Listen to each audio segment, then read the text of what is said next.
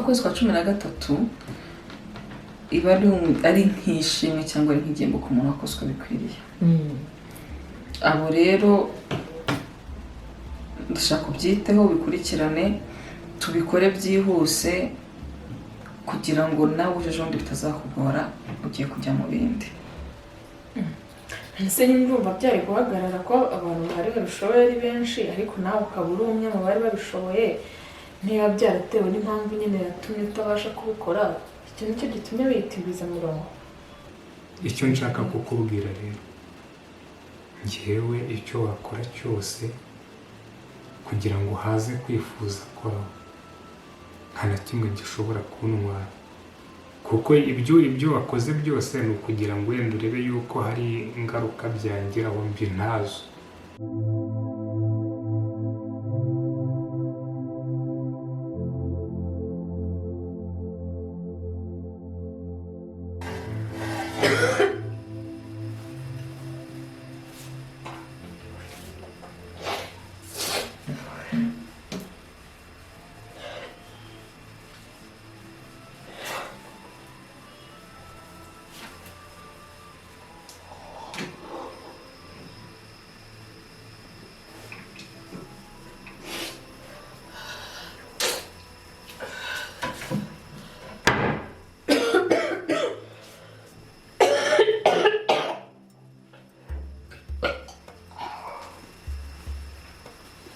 Jane,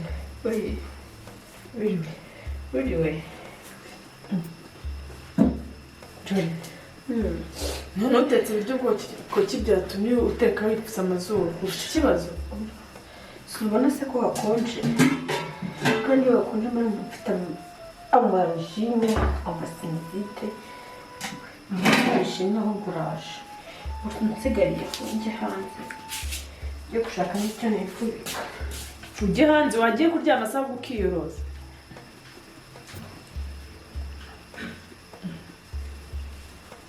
Biki?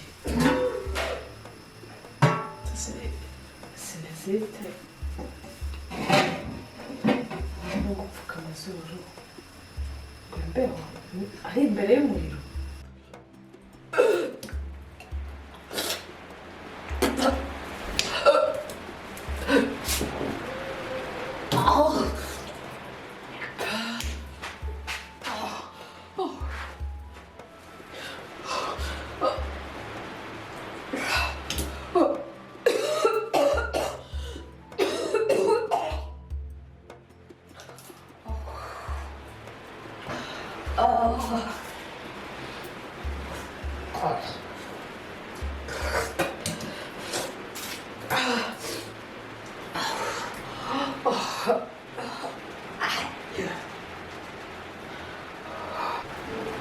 Ariko se divi bura hango mariki ntabwo nari kubwiye gusigara ku biryo hariye.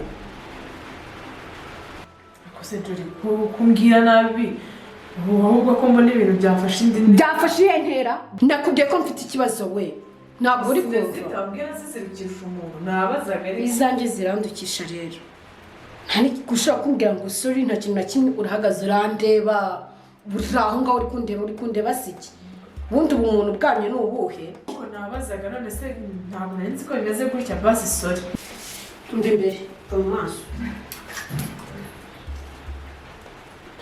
amazi yaranagiye.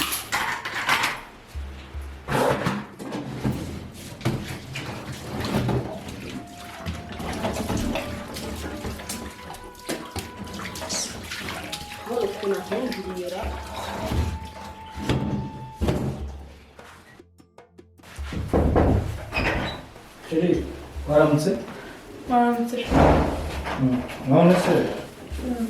Usiga imfunguzo inyuma kandi uri imbere. Nafunguye nijoro nifite ibitotsi ndibagirwa ndusigamo. Hari ikibazo se? Ugiye gushusha amazi se? Oya narije kuryama ubwo nyine ubwo nabisizemo nijoro. Barayiha agakinze. Biteze. Namutse neza. Sasire? Oya. Ndabona warangije kwitegura. Narije kwitegura yasigaye gutunganya hano ku buriri kagenda. Narayize.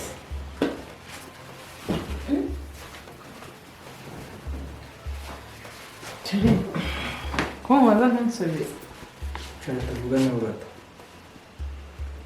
kigure kandi ndetse uko ibyo bikora meze neza Yego. oya turabona n'umuntu wo kumbeshya nanjye nkemera meze neza sindi kukubona Ikibazo cyawe na Shema ngiye kugikemura. ngo Ikibazo cyawe na Shema ngiye kugikemura ndetse burundu. ikibazo cyanjye na Shema se njye na Shema dufitanye ikibazo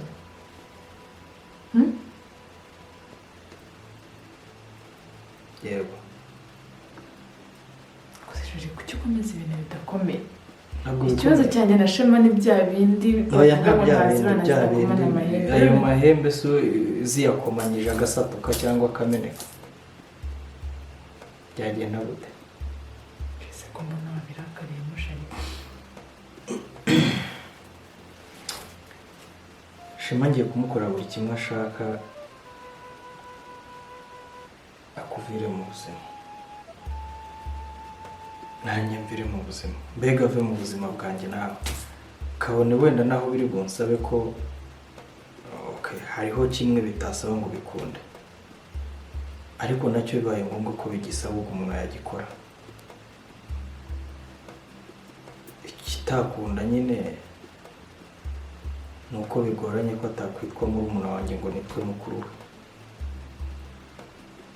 Ariko nibisaba kutazongera guhura nawe, nibisaba kutazongera kuba mu nzu imwe nawe, nibisaba kutazongera gusangira nawe, yewe nibishaka bisaba kutazakorana nawe mu kazi twakoranaga. Nzabikora ariko ndeke ndarushye. Arema arakabya yakabije. Wumva utuje nta kibazo na kimwe kizongera kuko giturutse kuri Shema. Ndaza gushaka uko mbikemura kandi nabitangiye. ese shari uri mu bikigoye Ndi mu biki? ubu urashaka gushwana n'umuvandimwe wawe kubera ibintu byabaye byo waretse ibyo bintu koko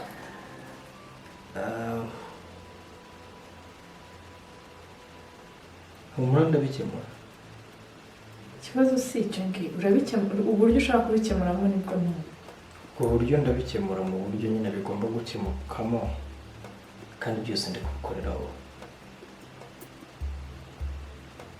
Tuyo? Tego tujye ku kazi twakererewe.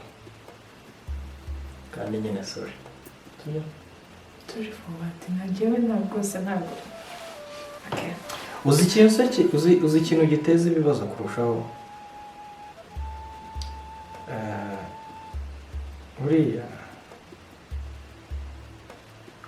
gufata ikintu gikomeye ntumenye ko gikomeye ukakigira icyoroshye ni ikibazo gikomeye. No gufata ikintu cyoroshye ukagikomeza ukakigira igikomeye kandi cyoroshye nabwo ni ikibazo gikomeye. Ariko noneho ikibazo kiruta ibindi byose ni ukutabasha kumenya uti iki kiroroshye iki kirakomeye. basi se waretse ngira nkashaka uburyo niyunga na Shema ukareka kujya gukemura ibintu Ibyo wowe banza umenye ngo ikibazo ufitanye na Shema kiroroshye cyangwa kirakomeye. Winsubiza ushobora kunsubiza wihuse ukansubiza kuko nshubije nyine. Niba wumva cyoroshye bizaba ari ikibazo gikomeye niba ukeka ko cyoroshye kandi ugasanga kirakomeye. Sinzi niba uri kubyumva. Ni nko gufata umuntu murwana ukaba utabasha kumenya niba ari umunyantege nke cyangwa ari umunyantege nyinshi. Icyo gihe ubikubitirwamo cyangwa ugakoresha imbaraga z'umurengera kandi urwana n'umuntu ufite imbaraga nke. Bivuze ngo ugomba kubanza kumenya umurwana ukamenya ngo arakomeye ntabwo akomeye. Niba akomeye akomeye ku rwego rungana gute, uri ku ruhe rwego. Natwe rero iyo ukeneye kubanza kumenya no gutekereza no kumenya ngo ikibazo ufitanye na Shema kirakomeye cyangwa kiroroshye. Niba cyoroshye cyoroshye ku ruhe rwego, niba gikomeye gikomeye ku ruhe rwego. Ibyo umaze kubimenya gukemura icyo kibazo. Njye rero ibyo byose nabimenya, ndagira ngo umenyeshe ko ikibazo gikomeye kandi n'urwego gikomeyeho ndaruzi. Gira vuba vuba Reka ntabwo oya nta kibazo ibi ngibi ndabikora twumva tuvuye ko nta wundi winjiramo hano. None se uransize? ntabwo musize atunganya uburiri bwawe unambare inkweto ze tujye mu kazi.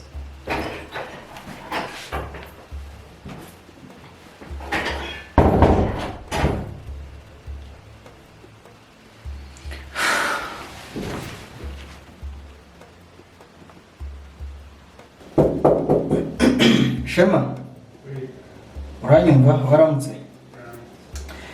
Urangije kwitegura?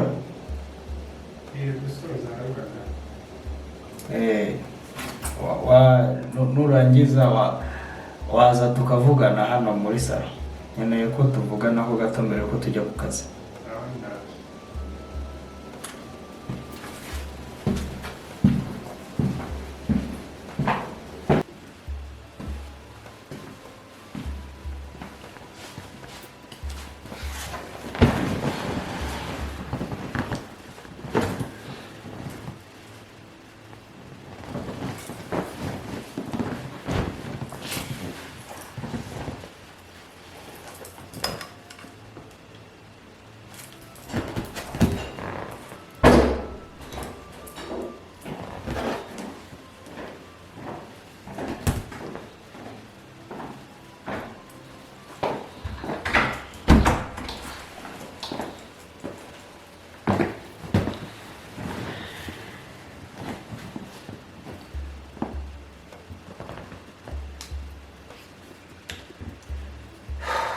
Waramutse?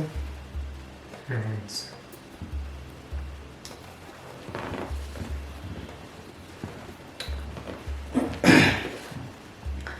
Shema, nashaka kukubaza niba ejo wongeye kuvugana na Divine nawe. Harabaye. Urashaka iki?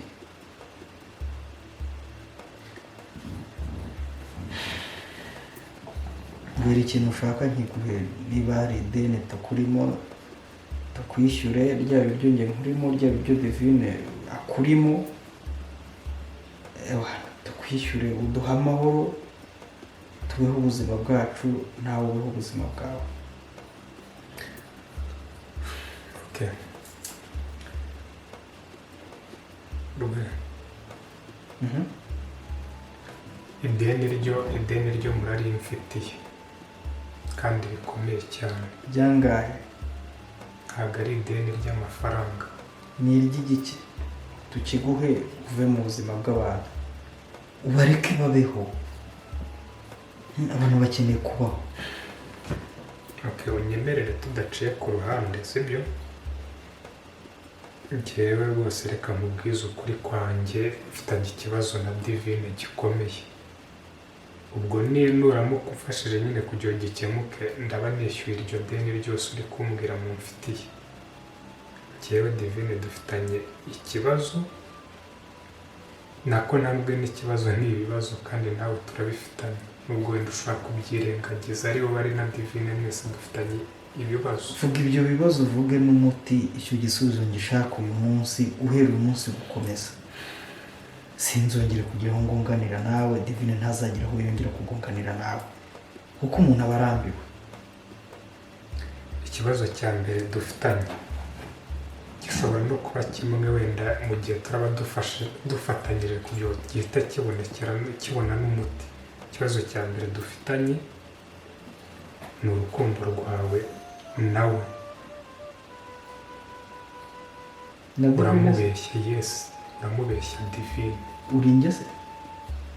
Nibyo ndi bukubwire. Wowe umuntu amenya ko ni wowe umenyera ko mbeshya umuntu?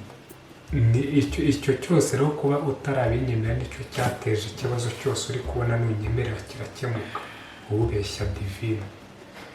Impamvu mbivuga yuko umubeshya, uri umugabo, ufite umwana, ufite umugore. Njye rero nk'uko nabikubwiye na mbere urabizi, nzahagarara ku maraso yacu ikizaba cyose nzacyemera, yaba ari kibi yaba ari cyiza nzayahagararaho. Ufite umwana wacu, nkeneye yuko umwana wacu aza tukaba turi kumwe, ukagarura na nyina, ku buryo abantu baduhiga uzi imyaka navuga ngo ibaye myinshi, dufite abantu baduhiga bashobora kutugirira nabi. Anytime nibagera ku mugambi wawo njye nawe bakaba badukura mu nzira, tuzaba dufite umuntu uzaducungura. Icyo rero nicyo nzarwanira, nicyo kigaragaza ndi kukugaragariza nkubwira yuko uri kubeshya divine.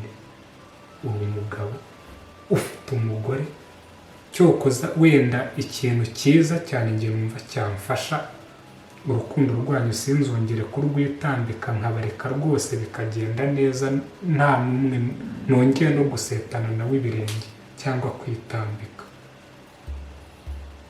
Zana Sandrine uzane n'umwana, nurangiza nawe umwongereho, divine aze umwongereho, ugira abagore babiri.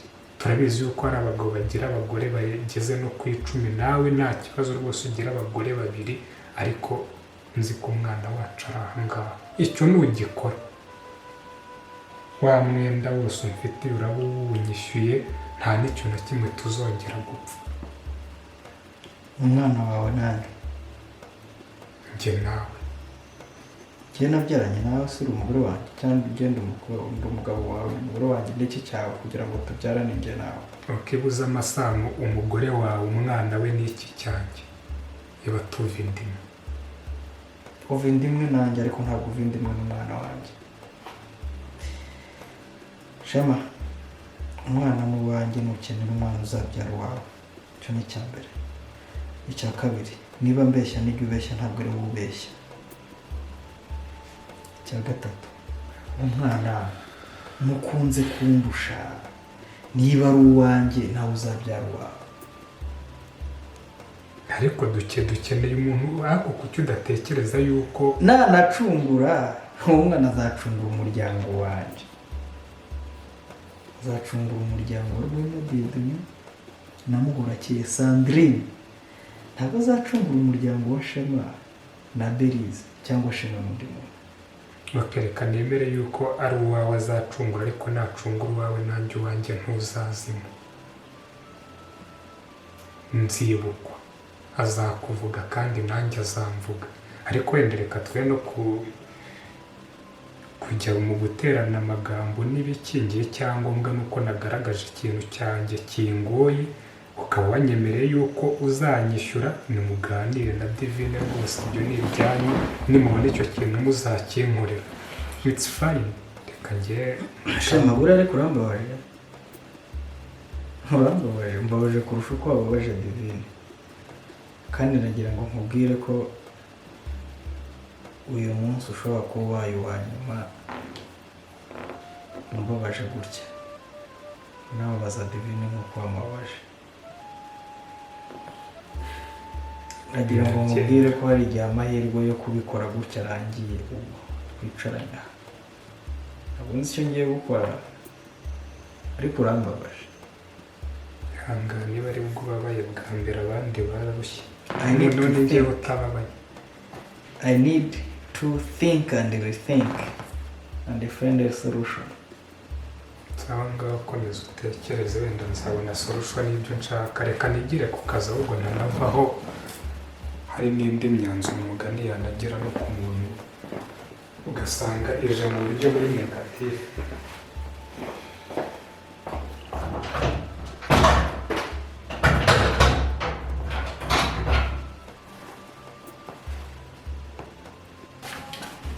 Shema, bimeze bite? Nta mpamvu. Ntabwo hagomba kunezererwa turi kumwe. Noneho urabona ko haciye akenge, wenda utakiri wa wundi wa kera. Noneho nishatse kuvuga yuko ari Sawuli wabaye Pawulo se? Genda gusa.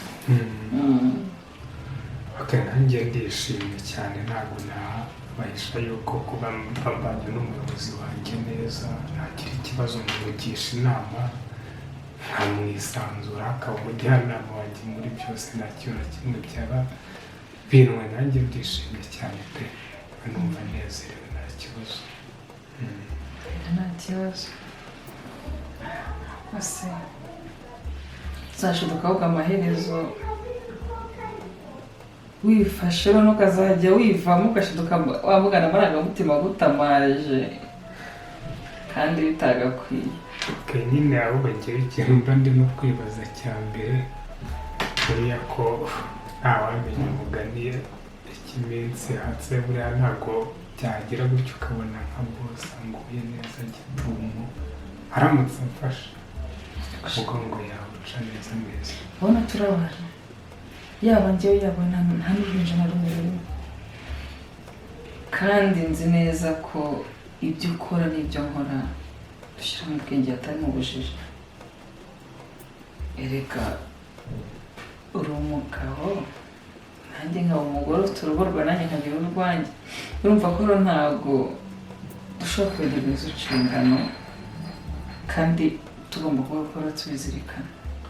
yego nyine ndi kubyumva yuko wenda abantu bagira gusamara cyane n'abantu bari kujya mu rukundo bwa mbere baba bataramenya uburyo bashobora kuyobora urukundo rwabo n'amarangamutima yabo ariko nyine ntiwirengagize yuko hariho igihe utwika inzu nyine umwotsi kuwisha bikanga ushobora kuzasanga umugani n'ibyo namwe mwari mutekerejeho rimwe na rimwe wenda nza nkanga kenshi cyangwa nkanaza nakomanza abakozi bagenzi bacu bakabibona ugasanga umugani ibyo byose nibikira mu menyo y'umutware wawe ugasanga nyine mbaye naniwe burabo n'ubuzima ibyo byose ndabiteganya.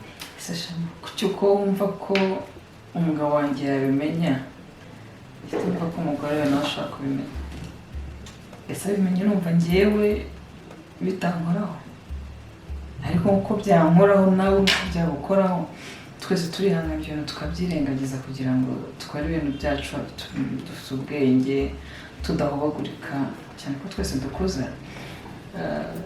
abuze wenda akantu ushaka kubabaza ubundi bwose kugira ngo ntekereze mu buryo bwo kwirinda cyane ejo bundi atazasanga wenda tunari kumwe cyangwa nagira nakabona ndakagusekeye nanjye bintunguye ubundi yagiye mu kindi gihugu ari gukorera ubutumwa ibyo bintu mbimenye byamu umutekano neza kugira nanjye ngira ibyo nitaho nshyize umutima hamwe.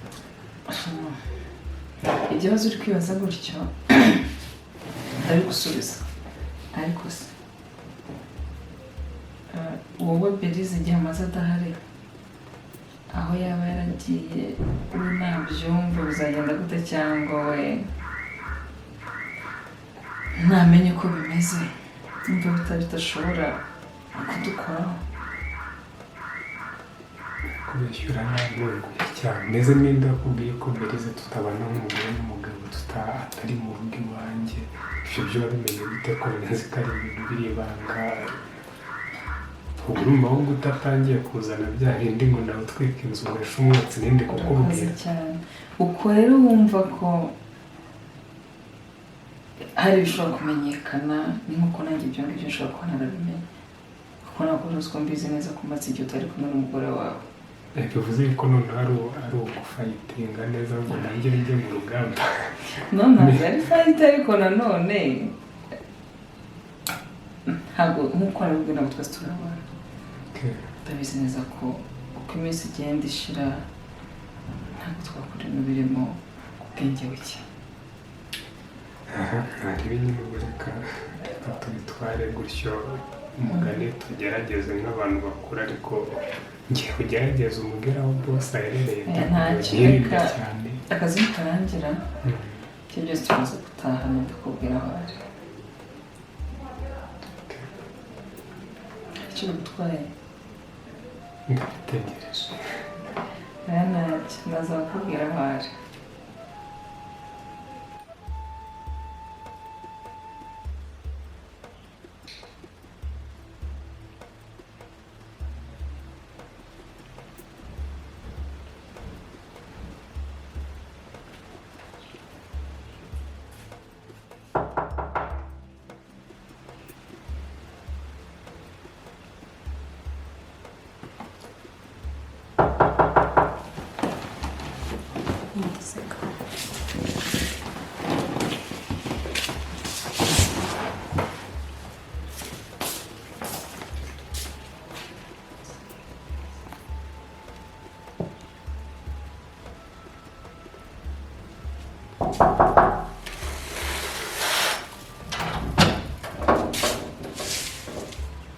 Bite se? Salamu. Isa. Se kugira ubwora. Nibwo wese gute? Waratinye gufungura. None sasa wafungurira umuntu utabaje no kureba uwo ugiye gufungurira abaye ari igisambo. Ibaze. None se ubundi ko nabonye bazabiba. Hari wagira ngo nta n'umuntu wari uhari. Ahubwo se wamugana uciye ko nzi ko gate ifunze. Kumana nisukomeye hasani wagira ngo n'imodoka yacamo. Reka ibikabyo karibu. Start.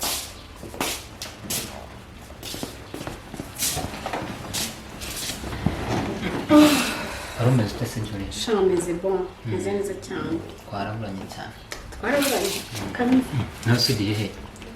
So we nta nubwo watekereza ko umuntu wenda RWEMA adahari yakufite aka kanya cyangwa se hari wenje kureba. Okay. Uraguruka utanabwiye umuntu uti yahise afata iki? Bagire koko. Ntabwo nzi Imana. I Kigali ni utizaniye amazimana. Urarugwa tu. Ase ubundi wari ugiye. Ngiye gukinga. Ngiye gukinga atagira n'undi muntu uzaka twinjirana. Kandi ni gahunda. Tebuka nyine profita aka kanya RWEMA ataraza si uburyo mbase. Okay.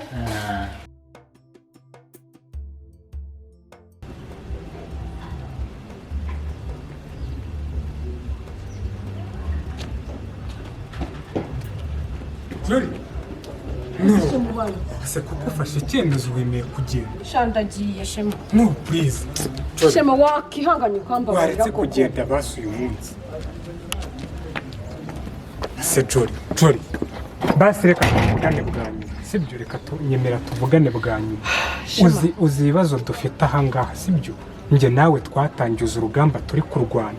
Ubu koko nuramuka ubinsize mukabinsiga ku mutwe urabumfashije iki koko n'igihe tumaranye koko n'ibibazo byose uzi dufite aha ngaha RWEMA na Divine urona ngiye nabifasha aha ngaha ndi umwe koko. Shema ntago ngo utaye wenyine. Ibibazo byose nanjye mfite ni uruhuri birandemereye nanjye kubyakira mu mutwe wanjye. Shema ntago nshaka ko ibibazo mfite bizashwanyukira muri uru rugo. Jolly ndabyumva pe urababaye ariko gerageza nibura balansinga sibyo ufite ibibazo byawe na uzi nibyo twatangiye dukeneye gusoza bikarangira. None se Jolly uri gucibwa intege nuko amagambo ari kuvugwa gutya ariko batangiye ngo kugukeka ngo uratwite ngo warasamye ibintu nk'ibyo ngibyo ko waretse noneho ukaguma aha ngaha ibyo bintu tugahangana nabyo bahari none ntunagende ngo umeze nk'aho bishimangiye. Shema Karame. Ese kuko mbaye ntwite. Uratwite? Urumva wishimira ko nako nasibira hano. Reka nkubwire Shema buri kintu cyose ntabwo uri wenyine kandi urabizi ko ngiye Jolly mbanje ndafightinga kugeza ku munota wanyu. Ngiyewe tuzajya tuvugana kuri telefone diro zose humura tuzajya tuzikemurira kuri telefone. Ako Shema ntabwo naguma hano. Basi se nyumva gatoya. Ugiye hehe ibyo bibazo byawe ugiye kurwana nabyo urabirwanira nabyo hehe ko nabyo bimangayikisha. Ndashaka ubuzima bwanjye bwite bwihariye butarimo undi muntu wari we wese ibintu byose nzabikubwira kuri telefone. Promise tuzavugana. Ni ukuri kw'Imana. Ariko rero Jolly ariko si iki kandi ntabwo wakabaye unapakiye n'ibintu bingana gutya muri iyo modoka. Ndabipakiye ndagiye Shema ibintu byose tuzabivugana kuri telefone mbabarira unyihangane.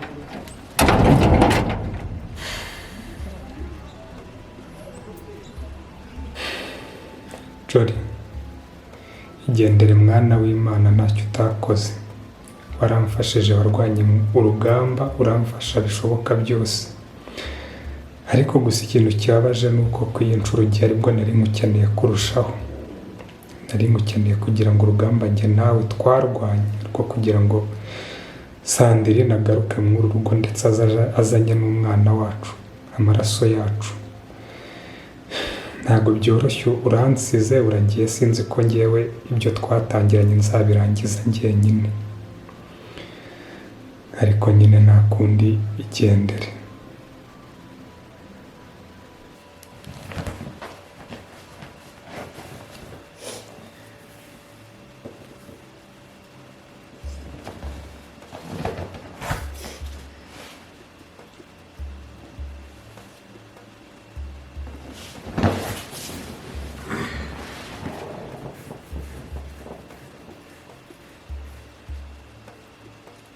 agatotsi. Okay.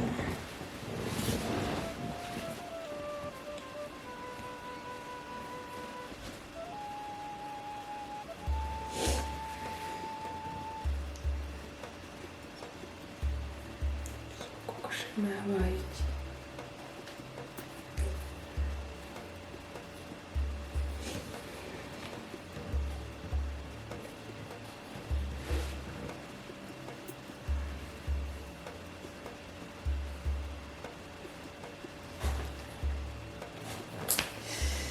Akoze n'ikindi.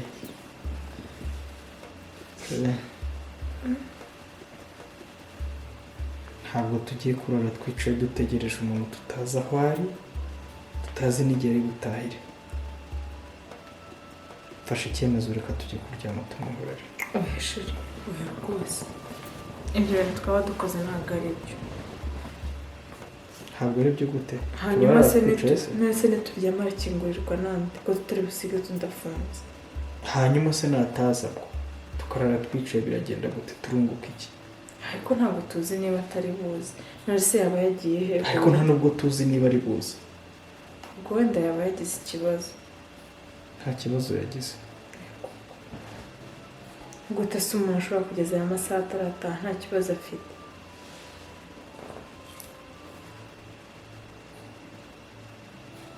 Bisanzwe bibaho se. Ugafata abantu bakarara bicaye saa sita n'igice mu kanya saa saba ziraba zikubisemo. Ese aribwo bisanzwe bibaho. Bivuze ngo n'ubundi saa saba nizigera araba yaraye. Mbese ntuzi ko saa saba undi munsi ikibazo wowe uri kuvuga kurara kuki udatekereza ko afite ikibazo?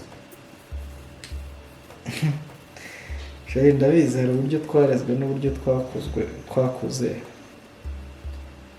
Ntabwo kimwe mu bintu tuzi neza njye na Shema twifuje no kuzatoza abandi bose badukomokaho ni uburyo bwo guhana amakuru, communication. Iyo aba afite ikibazo babizi. None se ntuzi ko umuntu ashobora kugira ikibazo akisanga muri situation adashobora no gufata telefone ngo yandike message? Uburyo njyewe nabimenya. Ntabwo turi manga zazindi bavuga ngo ni vrejimo ku buryo imwe ngiye igize ikibazo n'indi hita ibimenya. Ariko niyo umwe muri twe yaba ari gusamba umunota wa nyuma, umwuka wa nyuma yaba afite, awukoresha ha mugenzi we kode ivuga ko ari in danger. Ntayo nigeze mbona kandi ndabizi ko bitamunanira. Iyo tutabonye iyo communication ntawe ujya yiyangasha ngo avuge ngo mugenzi we ari mu bibazo.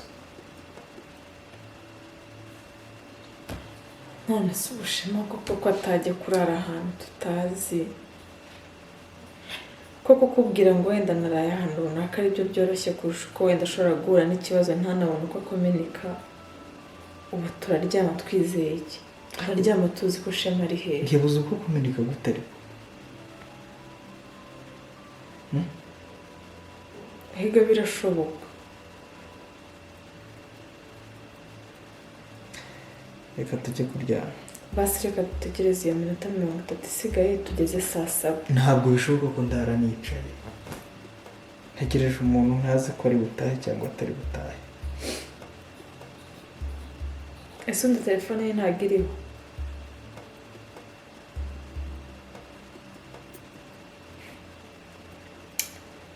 Iriho ariko ntabwo ushaka kuyitaba.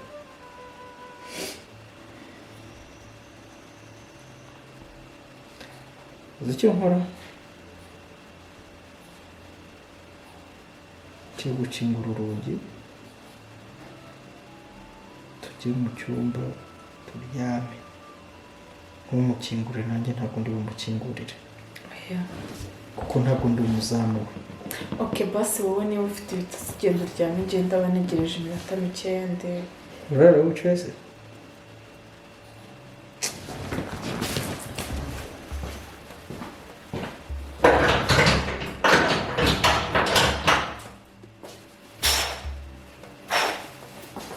Tugiye kuzimya amatara waguke tujye kuryama.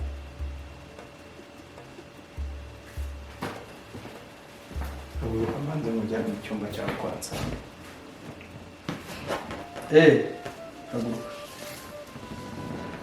ariko hari kuza tukaba dutegereje basi saa saba zakuzura tukajya kuryama. Uwo muzamu se haguruka tujye kuryama. Neza telefone yanjye. Bayi.